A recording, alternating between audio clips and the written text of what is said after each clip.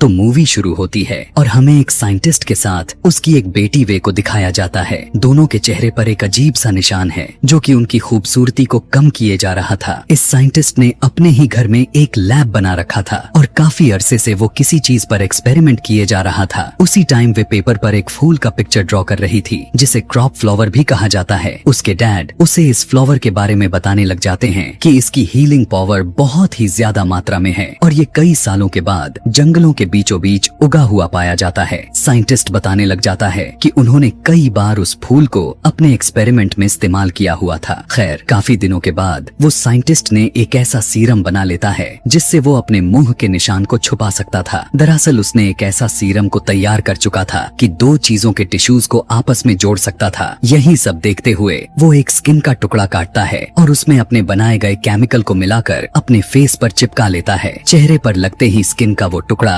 अपने आप ही बढ़ने लग जाता है। उसके टिश्यूज जनरेट होने लगते हैं और अब वो स्किन बिल्कुल धीरे धीरे करके उसके मुंह को भी ढांपने लग जाती है। यह देखने के बाद तो वो काफी घबरा जाता है। उसकी चाहत भी ऐसी नहीं थी जो अभी उसके साथ हुए जा रहा है। वो तो सिर्फ अपने मुंह के निशान को खत्म करना चाहता था, लेकिन स्किन के इस टुकड़े ने उसके पूरे मुंह को ही कवर कर लिया था। यह देखने के बाद तो साइंटिस्ट ने डर कर अपने होठों वाले जगह पर कट लगा लिया, लेकिन उसके काटने के बावजूद भी वो दोबारा से जुड़ता जा रहा था। उसकी स्किन, उसकी आंख, नाक सब जगह फैलती ही जा रही थी। बार बार वो अपने होठ, नाक, कान सब जगह पर कट मारता रहा। यही सब उसे करते हुए देखकर वे घबरा जाती हैं और आखिरकार डर कर वे ने ही अपने डैड को चाकू से स्टैब कर करके मार दिया। इस हादसे से वे बिल्कुल पूरी तरह से टूट चुकी थी। उसने अपने ही डैड की जान ले ली थी और अब उसके पास कोई भी नहीं बचा हुआ था। वक्त गुजरने के साथ साथ वे पढ़ती चली गईं। वो पढ़ाई में अपने डैड की तरह बहुत ही अच्छी थी और वजह भी यह रहा कि उसे यूएस की एक बड़ी यूनिवर्सिटी में स्कॉलरशिप मिल गई और वो अपने घर जहाँ पर रहती थी उस जगह को छोड़कर यूएस चली गई। पता चलता है कि यूएस में वे अपने आंटी के पास में रहने वाली थी जिसकी एंजी नाम की एक बेटी भी थी और एंजी वे के यहाँ आने से खुश इसलिए नहीं थी क्योंकि उसे अपना रूम शेयर करना पड़ रहा। ये खैर, वे अब रूम में चली जाती है और एक छोटा टेम्पल बना लेती है जिसमें अपने डैड के पिक्चर रखकर उनका पूजा करने लगती है। दरअसल वो अपने ही डैड को अपना गॉड मानती थी। कुछ टाइम जब गुजरा तो हम उसके डैड के कुछ नोट्स के साथ कुछ चीजें देख पाते हैं और यह पर हमें यह पता चलता है कि वे अभी तक उसी एक्सपेरिमेंट को किए जा रही है जिसकी वजह से उसकी डैड मारे गए थे। अगले दिन वे की यूनिवर्सिटी का पहला दिन था। वहाँ जाते हुए उसे रास्ते में एक आदमी मिलता है जो होमलेस था और यहीं फुटपाथ पर बैठा रहता था। उसका चेहरा देखने के लायक तो बिल्कुल भी नहीं था क्योंकि उसका चेहरा बहुत ही ज्यादा बिगड़ा हुआ था। वे उसे कुछ टाइम तक बस देखती रह गई पूछने पर कि यूनिवर्सिटी का रास्ता किधर से जाता है। तो ये आदमी वे की मदद भी किया, जिसके बाद वे वहाँ से चली गईं। क्लास में आने के बाद बहुत ही खुशी के साथ क्लास टीचर वे का इंट्रोडक्शन करवाते हैं क्योंकि वे ने एंट्री टेस्ट में 100% स्कोर किया हुआ था और ये सालों में पहली बार था जो ऐसा हुआ था। क्लास खत्म होने के बाद वे अपने साइंस लैब आती हैं और यहाँ से कुछ चीजें लेने की कोशिश करती हैं। उसकी ऐसे करते हुए उसे उसके प्रोफेसर देख लेते हैं और उससे पूछने लग जाते हैं, तुम यहाँ पर क्या कर रही हो? वे बताती हैं कि मुझे कुछ एक्सपेरिमेंट करनी है जिसके लिए मैं यहाँ से कुछ चीजें लेने के लिए आई हूँ। प्रोफेसर उसे कहते हैं, इस तरह से यहाँ से कुछ भी चीजें लेकर जाना अलाव नहीं है, लेकिन हाँ, अगर तुम मेरी लैब असिस्टेंट बनती हो तो तुम यहाँ की चीजें इस्तेमाल कर पाओगी। वे प्रोफेसर को बताती हैं कि मेरे फादर भी साइंटिस्ट थे और मुझे उन्हीं के रिसर्च को आगे की तरफ लेकर जानी है। उसके हाथ में रिसर्च वाली डायरी भी थी जिसे प्रोफेसर देखने लग जाते हैं और उसे देखकर वो बहुत ज्यादा हैरान हो गए। वे के जाने के बाद उसने वे के डैड के बारे में रिसर्च किया तो उन्हें पता चला कि वे के डैड सच में बहुत ही एक जीनियस साइंटिस्ट थे, लेकिन उन्हें फंडिंग ना मिलने की वजह से वो अपने किसी भी एक्सपेरिमेंट्स पर पूरी तरह से काम नहीं कर सके। सीन शिफ्ट हुआ और दूसरी तरफ दिखाया जाता है कि वे की कजन एंजी की दो दोस्त उसके घर पर आई हैं। वो यहाँ पर वे की सामानों को छेड़ने लग जाती हैं और इस दौरान उन्हें खून से भरे हुए कुछ टूल्स, एक्सपेरिमेंट्स से रिलेटेड चीजें और डरावनी एक्सपेरिमेंट्स की पिक्चर दिखाई दे पड़ती हैं, जिन्हें देखने के बाद तीनों को डर लगने लग जाता है। खैर, अगले दिन का टाइम आ जाता है और हमें दिखाया गया कि एंजी आज भी अपने दोनों फ्रेंड्स के साथ बैठी हुई थी। वे को उन्हें देखकर बहुत अच्छा लगा। वे भी इस तरह की दोस्त बनाना चाहती थी, इसीलिए वो उनके पास जाकर उनसे खुद ही दोस्ती का हाथ बढ़ाया और इन सबको लंच के लिए ऑफर किया।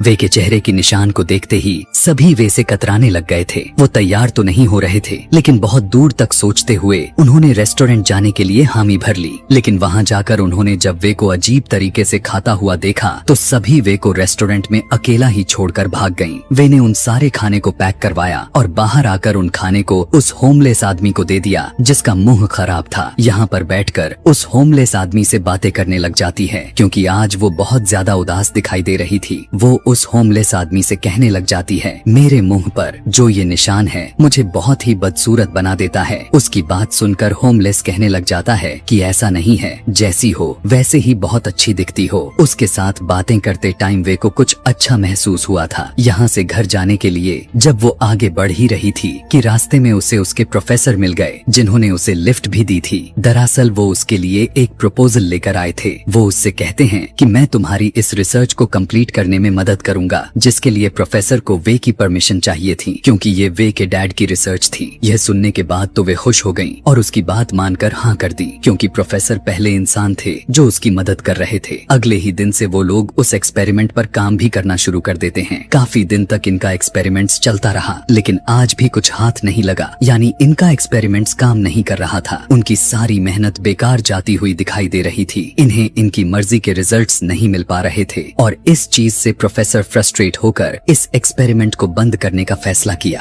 आज के दिन जब वे उदास हुई दिखाई दे रही थी तो उसी टाइम लैब में एंजी की दोस्त एलेक्स आ गई। दरअसल वो भी लैब असिस्टेंट अप्लाई करने के लिए ही आई थी और प्रोफेसर ने उसकी भी रिक्वेस्ट को एक्सेप्ट कर लिया। घर जाते हुए वो वे के साथ ही जाती है और रास्ते में वो पिछले दिनों के लिए वे से माफी भी मांगकर उससे दोस्ती भी कर लेती है। इस टाइम एलेक्स के पास एक पोस्टर था जिसमें उसी फ्लावर की पिक्चर थी जिस फूल को उसके डैड अपने एक्सपेरिमेंट्स में यूज किया करते थे। यह देखने के बाद तो वे के दिमाग में बहुत सी खिचड़ी पकने लग गई। उसे पता चला कि इस फूल को पास के ही एक एग्जीबिशन में लगाया गया है। यह पढ़कर उसे अपने डैड की बात याद आई कि उनके एक्सपेरिमेंट के लिए उस फ्लावर को आना बहुत ही जरूरी था। इसलिए उसने फैसला कर लिया वो उस फूल को किसी भी कीमत पर हासिल करके ही रहेगी। रात होने पर वो चुपके से उस करीबी फार्म हाउस पर जाती है और एग्जीबिशन से उस फ्लावर को चुरा लाती है। सीधा फ्लावर को लेकर साइंस लैब में आ गई और वहाँ आकर अपना एक्सपेरिमेंट्स करना शुरू कर देती है। इस साइंस लैब में प्रोफेसर और एलेक्स पहले से ही छुप कर बैठे हुए थे, जिन्हें वे ने अपने एक्सपेरिमेंट्स में इतना गुम हो गई थी कि उसने नोटिस ही नहीं किया। उसने उस फ्लावर में से कुछ एक्सट्रैक्ट निकाला और उसने उसे अपने एक्सपेरिमेंट के अंदर ऐड कर दिया, जिसके बाद उनसे अपने पैर की स्किन को काटा और उसकी 2 टुकड़े करके उस पे वो सीरम अप्लाई किया। हैरानी की बात तो यह था कि उस सीरम ने आपस में उन स्किन के दोनों टुकड़ों को जोड़ भी दिया। अब जहाँ से उसने अपने स्किन को उतारी थी वो वहाँ पर यही सीरम को लगाती है और अपना स्किन का ही टुकड़ा लगा देती है। देखते ही देखते स्किन दोबारा से जनरेट हो जाती है, यानी वहाँ पर दोबारा से स्किन बनने लग जाती है। प्रोफेसर खिड़की से हैरान होकर यह सब कुछ देखते रह जाते हैं। फौरन ही एलेक्स को यहाँ से भेज देते हैं और फिर वे के पास आकर उससे पूछने लग जाते हैं, आखिर तुम क्या किए जा रही हो। अब यहाँ पर वे प्रोफेसर को एक्सप्लेन करते हुए बताती हैं कि किस तरह उस फूल के सीरम ने उनके एक्सपेरिमेंट को कामयाब कर दिया था। अब उनका एक्सपेरिमेंट काम कर रहा था। वो जब अपने पैर की स्किन को प्रोफेसर को दिखा रही थी उस टाइम पर एलेक्स कुछ गलत समझकर उन दोनों से जेलस होने लग गई और उसने वे की अजीबोगरीब पिक्चर्स भी ले ली, जिसके बाद उसने वे को डांटा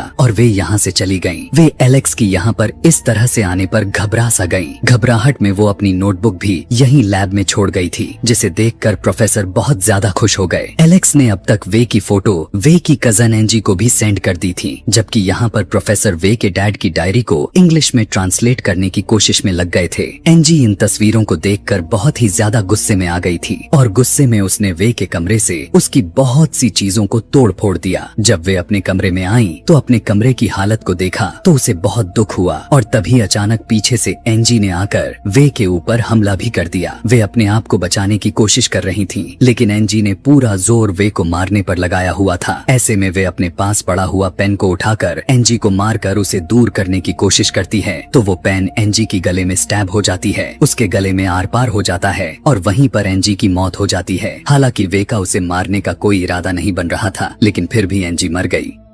घबराहट में वो एनजी के बॉडी को उठाकर वॉशरूम में छुपाने के लिए लेकर जाती है। अब आखिर वो इस बॉडी का क्या करती? उसके दिमाग में अब अजीबो गरीब तरह के ख्याल आने लग गए थे। उसने वहीं पर एनजी की स्किन काटना शुरू कर दी। एनजी की मुंह के पूरे स्किन को उतारने के बाद वो अपना बनाया हुआ सीरम अपने मुंह पे इंजेक्ट करती है और वो पूरी की पूरी स्किन अपने मुंह पर लगा लेती है। वे के फेस के टिश्यूज और एनजी की स्किन की टिश्यूज आपस में मिल जाते हैं। वे बिल्कुल पूरी तरह से एनजी जैसी दिखने लग जाती हैं। अभी तक एनजी की मॉम कहीं पर गई हुई थी। जैसे ही वो अपने घर लौटी तो वो वे को ही अपनी बेटी एनजी समझकर गले से लगा लिया और प्यार करने लग गई। वे को यह अच्छा रास्ता लगा। उसने अब अपने आप को वे में बदला ही नहीं। सुबह होने पर उसने एनजी के कपड़े पहनी और एनजी का हुलिया बनाते हुए वो एनजी की लाइफ एंजॉय करने लग गई। जब वो यूनिवर्सिटी गई तो सबसे पहले उसे एनजी का बॉयफ्रेंड मिला। यहाँ पर पहली बार था जो कोई लड़का उसके इतना करीब आया हुआ था। वे को बहुत ही अच्छा एहसास हुआ। वो अब एनजी के फेस के साथ एनजी की लाइफ एंजॉय करने लग गई थी और उसे एहसास होता है कि वे की शरीर में उसकी लाइफ बहुत ही ज्यादा बोरिंग थी।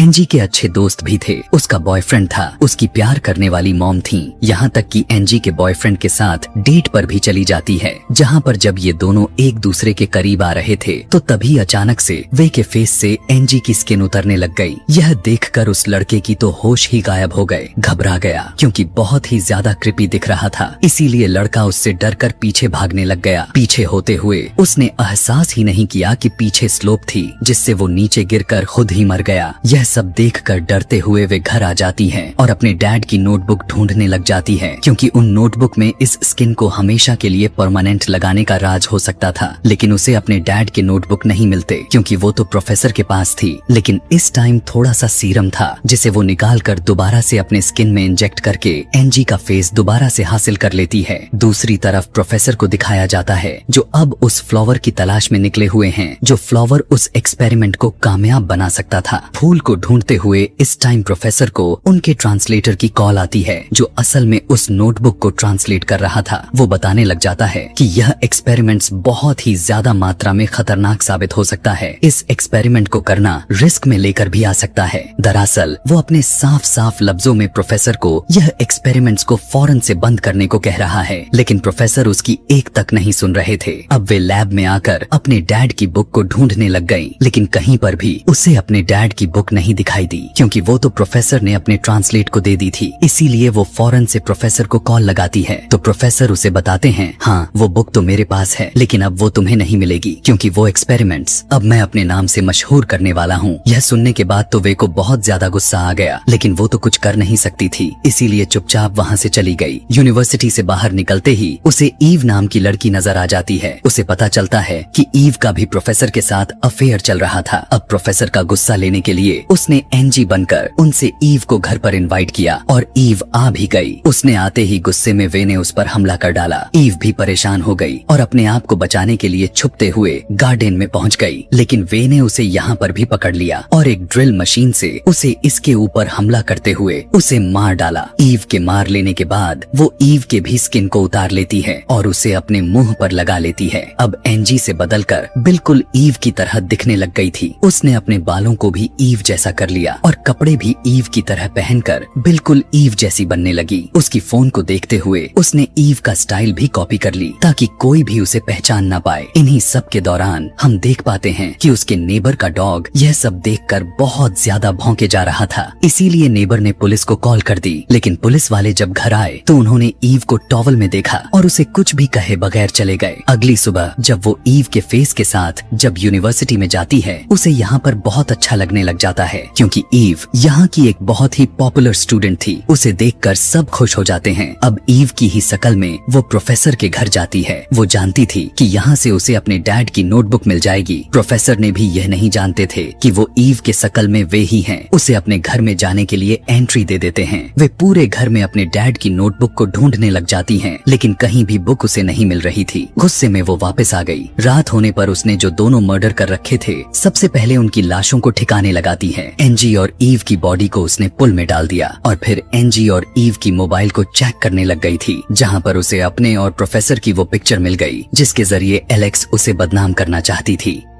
उसने यही पिक्चर अब प्रोफेसर के खिलाफ इस्तेमाल की और वो पिक्चर अथॉरिटीज को ईमेल कर दी। जब अथॉरिटीज को पता चला कि प्रोफेसर अपने फायदे के लिए लड़कियों का इस्तेमाल कर रहे हैं तो उन्होंने फौरन ही प्रोफेसर को पुलिस में अरेस्ट करवा दिया। लेकिन प्रोफेसर के अथॉरिटीज भी काफी ज्यादा थी। अगले ही दिन वो बेल होकर छूट गया और घर आकर वही एक्सपेरिमेंट्स को दोबारा से स्टार्ट कर दिया जो असल में वे के डैड का था। स्टेप्स को फॉलो करने के बाद आखिरकार उसने भी सीरम को तैयार कर लिया और 2 स्किन के टिश्यूज को जोड़ने की कोशिश की। हैरान के साथ उस केमिकल की वजह से 2 स्किन के टिश्यूज जुड़ गए, यानी उसका एक्सपेरिमेंट्स भी कामयाब हो गया। इस कामयाबी के बाद तो प्रोफेसर को खुशी का कोई ठिकाना ही नहीं था। इसी दौरान यहाँ पर हम देख पाते हैं कि वे यानी ईव यहाँ पर आ जाती है। असल में ईव के शकल में वे यहाँ आ जाती हैं, जिससे प्रोफेसर बहुत ज्यादा एक्साइटेड हो जाते हैं और उसे अपने लिविंग रूम में बैठाकर अपने लिए कुछ खाने पीने को लेने को चले जाते हैं। अब वे को तो यहाँ पर अपने डैड नोटबुक चाहिए थी। उसके जाते ही अपने नोटबुक को ढूंढने लग जाती है कि तभी उसे कैबिन में वो सीरम मिल गया जो अभी अभी प्रोफेसर ने बनाया हुआ था। सीरम को लेते ही वो बिना देरी किए यहाँ से भाग गई। उसके यहाँ से भागने पर प्रोफेसर को थोड़ा यहाँ पर शक हुआ और उसने जब अपना कैबिन खोल कर देखा तो वहाँ पर उसका बनाया हुआ सीरम नहीं था। रात में वे अब अपने असली चेहरे के साथ अपने घर पर थी। तभी एलिस उसके पास आती है और उसे बताती है कि उनके दोनों दोस्त अजीब तरीके से गायब हो गई हैं। इस चीज को लेकर वो काफी दुखी थी। वे ने उसको गले से लगाकर उसे सहारा दिया। एलिस को अब पानी पीना था, इसीलिए उसने जब फ्रिज को खोला तो उसने देखा कि उसके दोनों दोस्तों के शरीर के कटे हुए हिस्से फ्रिज किए गए थे। यह देखने के बाद तो उसके होश ही गायब हो गई और चीखने लग गई। इससे पहले कि कोई उसकी चीखे को सुन लेता या वो बाहर जाकर किसी को बता देती, फौरन से वे क्लीन ट्रैप से उसके मुंह को ढांपकर उसके दम को घोंटते हुए उसका भी मर्डर कर डालती हैं। अभी वो उसके बॉडी को छुपाया ही नहीं था